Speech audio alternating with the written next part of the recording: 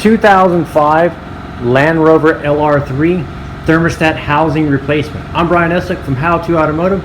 I'm going to walk you through the process of doing that. So the first step you're going to do, I already did it off camera, is remove the top engine cover, which is just the 4 screws on the corners, and you just turn them a quarter turn clockwise, and then they're kind of like faux nuts or whatever. They're not real, so you just kind of turn them a quarter turn and then you lift it off. Then after that, we're going to remove the air snorkel here for the air cleaner. So go ahead and remove the hose clamp here and remove that out of your way. So after loosening up the clamps for the air cleaner boot here, go ahead and take the fresh air or the PCV vent line off by squeezing the tabs here and pulling off. Next, I'm going to remove the throttle body by removing the 4 bolts that hold it on.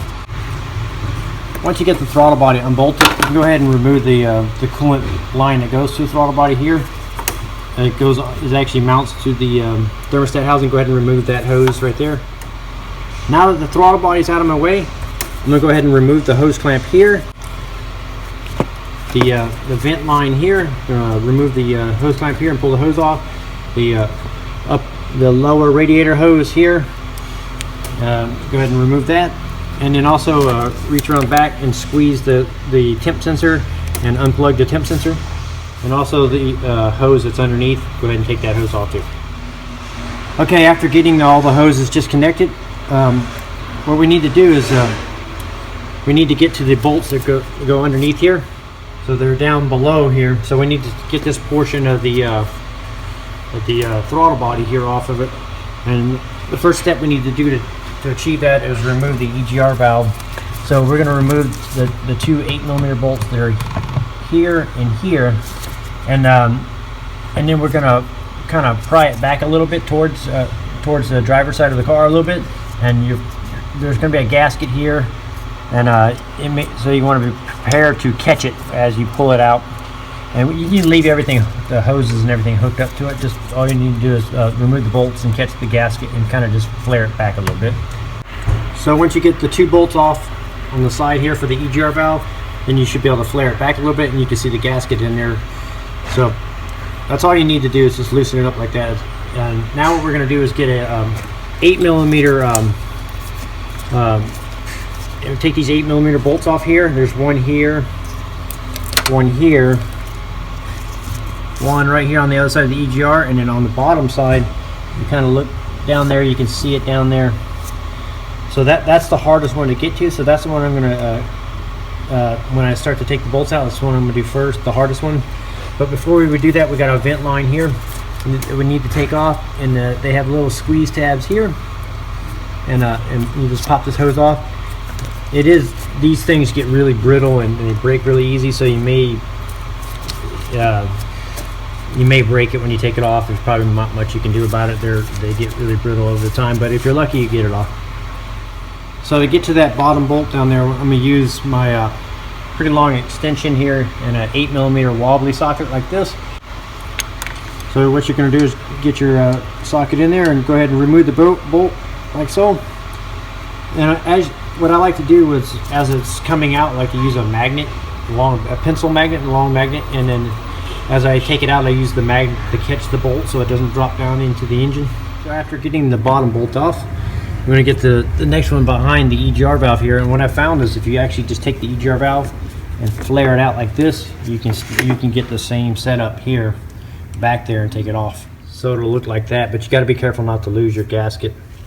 Okay, once you get the 2 bolts on this side off, now these 2 bolts here are pretty easy to get to. Just go ahead and remove that, and then I'm gonna leave the hose hooked up, and I'm just gonna kind of flare it, lift it up, and set it on top of the intake. Okay, now that you got this portion of the throttle body off, now you can see the complete access to the 4 bolts here. So you go ahead and remove those 4 torques here, but before you take those torques out, I recommend you take these torques out here. So you'll take this torque out, and then underneath it, so I'll use the new part here as an example here.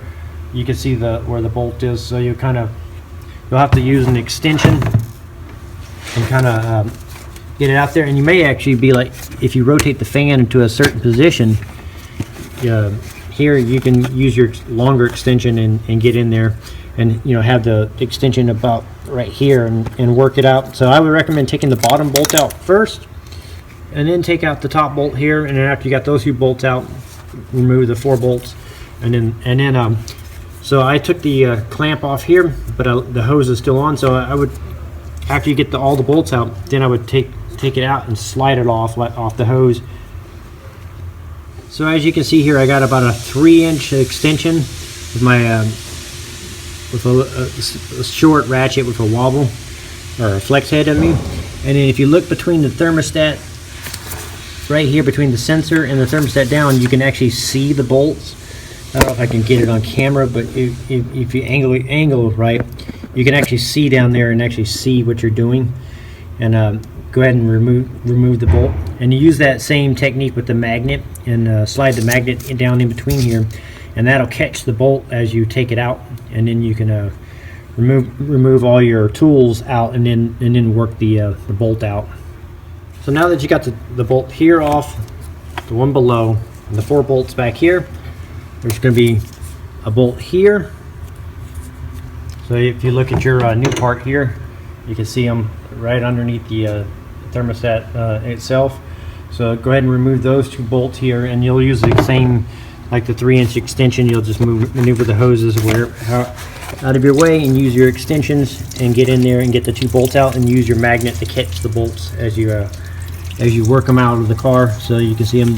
This one right here, you can probably catch it with your fingers from the back side, and the bottom one's gonna be a little more tricky. I recommend taking the bottom one out first, and then catching it, and then take the top out. And once you get those last 2 out, and then the whole thermostat housing, you'll pull it back towards the radiator and then towards the driver's side of the car to pop it off the lower hose. And I recommend taking a pick tool and break this. They kind of create like a seal around the thing, so you want to stick a pick tool in there and work it around and kind of loosen up the hose, and then that'll aid in sliding it off. Now that you got your old thermostat housing off, you just need to clean up your mating surfaces. Make sure there's no pitting or anything on the cylinder heads here. If there is, then then that's a different issue. Okay, so after you clean these up, if you notice how the bolt holes are full of coolant here, you want to get some compressed air and blow that out. If you try to thread your new bolts in there with that coolant in there, it'll actually crack this aluminum and break the housing, and you don't want that to happen. So take some shop air and blow the bolt holes out, and make sure that there's no coolant in those holes. And then what we're going to do is we're going to slip our new thermostat housing on after we're done. And what we'll do is we'll start these 4 bolts back here first. Just start them all, and that kind of holds it in place. Then we'll start the top bolts. And then and one other tip I wanted to give you is when I was taking this off, this connector was on the bottom and I couldn't get to it. But since it's on the top, I can pull this off and pull the temp sensor off, and that'll make it easier to get to the bottom bolts over here. So if yours, go ahead and do that, and on yours you can go ahead and remove the new temp sensor from it, and then we can put it back in from the top.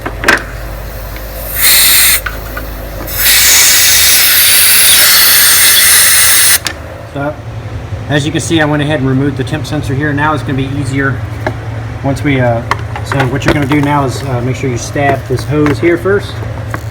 So stab the lower hose first on, and then put it in position, and then go ahead and start the 4 bolts back here and run them down just till they barely touch, and then you'll start the top bolts here. And now with the coolant temp sensor actually out of the way, you can actually reach around the back like this and start the bolts here. So once you get these 2 bolts started, these 4 bolts all started, and the 2 over here all started, then you can tighten them all up. And I don't know the spec on them, and some of these bolts you really can't get anything in there to actually put torque wrenches or anything on them, so you're just gonna have to tighten them down by feel. And then once you got those all tightened up, then you can go ahead and put your temp sensor back in with the little clip. And you can go ahead and put the hose here on, and the upper hose here, and we'll put these on in a second, the vent lines in a second. And also you're going to go ahead and put your coolant temp sensor back in, and then it has the little clip. So you'll put the temp sensor in, and then you'll put the clip in to hold the temp sensor into place once you get all the bolts tight. Now that the temp sensor is back in and the most of the hoses are hooked back up, it's time to go ahead and put the this part of the throttle body back in. And so what I'm going to do is I'm going to take my socket here, and I'm going to take the bolt, and I'm going to put paper on it like this, and I'm going to shove it in the socket, and that'll hold it in place. And I'll go ahead and start all 4 bolts, and then once all 4 are started, I'll tighten them down. And the bottom bolt, remember, if you flare the EGR tube back just a little bit like that, you can get to the bottom bolt and start it easier. Now the bolts are tight on the housing, you can go ahead and flare this back and put your EGR gasket in there and put the bolts in and tighten it. After the EGR valve is on and tight, go ahead and replace your gasket for the throttle body, put it on, start the 4 bolts and tighten it down, and then you can finish putting on the rest of the vent lines, the smaller vent hoses right here, and it went here. And then after that you can maneuver the vent hoses like this. It goes to the PCV system, maneuver those back into place, and snap those back in. And then you're going to put your air cleaner boot back on, snap the vent line back in there, and tighten the clamps up. Now that you got your throttle body back on and tight, all the vent lines reconnected, all the hoses, the little small hoses for the vents reconnected underneath also. Now you can go ahead and put on your top engine cover. So now it's time to fill it up with coolant, and what you do is you take the bleeder screw out and you fill it all the way up to the very top until it bleeds out all the coolant and air that comes out of the bleeder screw. Once it comes out, then you reinsert your cap here, tighten it down snug. It's made out of plastic, so you don't need to over tighten it. And then what you do is you remove some of the coolant back down to the proper level, which is the mark here. If you don't take out some of this coolant, this is what they call an expansion tank, and the coolant will expand and it has nowhere to go, and it'll pop the bottle, the radiator, a hose, whatever, you know. So fill it all the way up until it's overflowing out of the bleeder screw, like I said. Put the bleeder screw on, and then suck out some of the coolant back down to the level. And then what you could do is go for a test drive, and then when you get back from your test drive, double check your level. You may have to top it off a little bit or adjust it a little bit, and that'll complete the job of replacing the thermostat housing on a 2005 Land Rover LR3. I'm Brian Esser from How to Automotive. I'd like to thank you guys for watching my videos. Encourage you to subscribe.